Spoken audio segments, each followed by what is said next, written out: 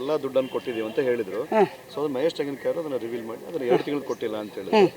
ಅವ್ರು ಕೊನೆಗೆ ನಾನು ಮಹಿಳೆ ನನ್ನ ಮೇಲೆ ಈ ರೀತಿ ವಿರೋಧ ಪಕ್ಷರು ಇದನ್ನು ಮಾಡ್ತಾರಂತೆ. ಸರ್ಕಾರದಲ್ಲಿ ದುಡ್ಡು ಇದೇನೇ ಇಲ್ಲ ಅಥವಾ ಲಕ್ಷ್ಮೀ ಹೆಬ್ಬಾಳ್ಕರ್ ಅವರು ಏನು ಹೇಳ್ತಾರೆ ಮೇಡಮ್? ಲಕ್ಷ್ಮೀ ಹೆಬ್ಬಾಳ್ಕರ್ ಒಬ್ಬ ಸಚಿವೆ ಆಗಿ ನಾನು ದಿಟ್ಟೆ, ನಾನು ಕಿತ್ತೂರು ಚೆನ್ನಮ್ಮ ಅಂತಂದೇಳಿ ಏನೆಲ್ಲ ಹಿಂಬಾಲಕರು ಹೇಳ್ತಾರಲ್ಲ, ಆ ಮಾತನ್ನು ಅವರು ಸ್ವೀಕಾರ ಮಾಡಿದ್ದು ನಾನೊಬ್ಬ ಮಹಿಳೆ ಅಂತ ಒಪ್ಪಿಗೆ ಮಾಡಿದ್ದು. ಶಾಸಕರಂತೂ ಬಂದಾಗ ಮಹಿಳೆ ಆಯಿತು, ಪುರುಷ ಆಯ್ತು, ಇಬ್ಬರಿಗೂ ಒಂದೇ. ಅಲ್ಲಿ ಮಾಡ್ತಕ್ಕಂಥ ಕಲ್ಯಾಣ ಮುಖ್ಯ.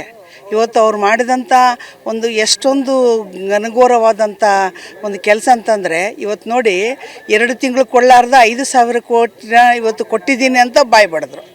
ನಮ್ಮ ಶಾಸಕರಾಗಿರ್ತ ಮಹೇಶ್ ತೆಂಗಿನಕಾಯಿ ಅವರು ಸಾರಾಸಾರವಾಗಿ ಇಲಾಖೆಯಿಂದ ಅವರು ಸಂಪೂರ್ಣವಾಗಿ ಮಾಹಿತಿ ತೆಗೆದುಕೊಂಡೇ ಮಾತಾಡ್ತಾರೆ. ಯಾವತ್ತೂ ನಾವು ಸದನದಲ್ಲಿ ಮಾತಾಡಬೇಕಾದ್ರೆ ಆಧಾರವಿಲ್ಲದೆ ಮಾತನಾಡೋದಿಲ್ಲ. ಒಂದು ವೇಳೆ ಮಾತನಾಡಿದ್ರೆ ಸದನದ ಒಂದು ತಪ್ಪು ಮಾಹಿತಿ ಕೊಡ್ತದೆ, ದಿಕ್ಕು ತಪ್ಪಿಸಕ್ಕಂಥ ಕೆಲಸ ಆಗ್ತದೆ. ಅಂಥ ಅಪಾದನೆ ಹೊತ್ಕೊಳ್ಳೋಕೆ ನಾವು ಯಾವ ಭಾಜಪ ಶಾಸಕರು ತಯಾರಿಲ್ಲ. ಇವತ್ತು ಅದಾದ ನಂತರನೇ 79 ಕೋಟಿ ರೂಪಾಯಿ ಇವತ್ತು ಮರಣ ಹೊಂದಿದಂಥ ಮಹಿಳೆಯರಿಗೆ ಕೊಟ್ಟಿರ್ತಕ್ಕಂಥ ಘಟನೆಗೆ ಏನು ಹೇಳ್ತಾರೆ ಸಚಿವರು? ನಾನೊಬ್ಬ ಮಹಿಳೆ ಅಂತೇಳಿ ನನ್ನ ಮೇಲೆ ನೀವು ಅಪಾದನೆ ಮಾಡ್ತಿದ್ರ ಅಂತಕ್ಕಂಥ ಮಾತನ್ನ ಯಾರಿಗೆ ಅವ್ರಿಗೆ ಹೋಗಿದೆ, ಮಹಿಳೆಯರಿಗೆ ಹೋಗಿದೆ. ಇವತ್ತು ಎಲ್ಲ ಮಾಧ್ಯಮದಲ್ಲೆಲ್ಲ ಬಂದಿದೆ. ಅದು ಹೆಂಗೋಯ್ತು? ಅವ್ರು ಹೇಳ್ತಾರೆ DBT ಮೂಲಕ ಮಹಿಳೆಯರಿಗೆ ಹೋಗ್ತಂತ. ಬದುಕಿರೋರು ಯಾರು, ಮರಣ ಹೊಂದಿರೋರು ಯಾರು ಅಂತಕ್ಕಂಥ ಗೊತ್ತಿಲ್ವಾ? ಇದೂ ಒಂದು ಅವ್ಯವಹಾರ ಅನ್ನಬೇಕು. ಇದ್ರ ಮೊದಲು ಕೊಡೋಂಥ ನಾಟಕ ಮಾಡೋದು ಹಿಂದಿನಿಂದ ಬೇರೆ ತಮ್ಮದು ಲೆಕ್ಕಕ್ಕೆ ತಗೊಳ್ತಕ್ಕಂಥ ಕೆಲಸ ಮಾಡ್ತಾರೆ. ಮಾಹಿತಿ ನಿಜವಾಗಿ ನೋಡಿ ಒಂದು ಮಾತು ಹೇಳ, ಇವಾಗ ಕೊಟ್ಟಿರ್ತಕ್ಕಂಥದ್ದು ಅವ್ರ ಮಾಹಿತಿ ಏನಂದ್ರೆ ಆಧಾರ್ ಕಾರ್ಡ್ ಮೂಲಕ ಬದುಕಿದ್ದಾಳೋ ಇಲ್ಲೋ ಮನೆಗೆ ಹೋಗಿಬಿಟ್ಟು ಕೂಲಂಕಷವಾಗಿ ತಗೊತಾರೆ.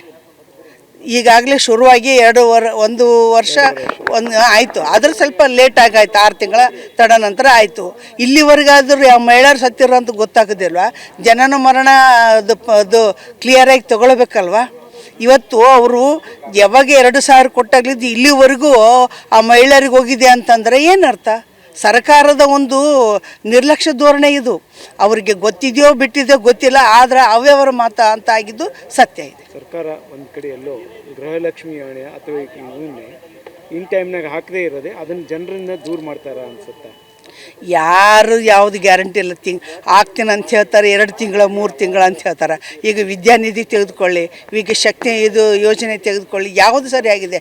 ಈಗಾಗಲೇ ಹೆಣ್ಮಕ್ಳು ಹೇಳ್ತಾ ಇದ್ದಾರೆ, ಏನು ಮೇಡಮ್ ನಮಗೆ 0 ಅಂತ ಹೇಳಿದ್ರು, 1 ರೂಪಾಯಿ ಅಂತ ಹೇಳಿದ್ರು, ಇವತ್ತು 500 ರೂಪಾಯಿ, 1000 ರೂಪಾಯಿ, 700 ರೂಪಾಯಿ ನಮ್ಮ ಮನೆಗೆ ವಿದ್ಯುತ್ ಬಿಲ್ ಬರ್ತಾಯಿದೆ. ಏನಿದು ಅಂತಕ್ಕಂಥ ಕಣ್ಣೊರೆಸಿದ ಇವತ್ತೆಲ್ಲ ನಾಟಕಗಳ ಆಡ್ತಕ್ಕಂಥ ಗ್ಯಾರಂಟಿ ಅವ್ರು ಹೇಳ್ತಾ ಇದ್ದಾರೆ. ಮೊನ್ನೆ CM ಅವರು ಇಂಥ ಅಪಾಸ್ಯದ ಗ್ಯಾರಂಟಿಯಿಂದ ಕರ್ನಾಟಕ ನಂಬರ್ 1 ಆಗಿದೆ ಅಂತ. ನಿಜವಾಗ್ಲೂ ಕರ್ನಾಟಕ ನೆಲಕಚ್ಚಿದೆ ಇವತ್ತು ಅಭಿವೃದ್ಧಿಯಲ್ಲಿ ಅಂತಕ್ಕಂಥದ್ದನ್ನು ಈ ಮೂಲಕ ಹೇಳಕ್ಕೆ ಇಷ್ಟಪಡ್ತೀನಿ.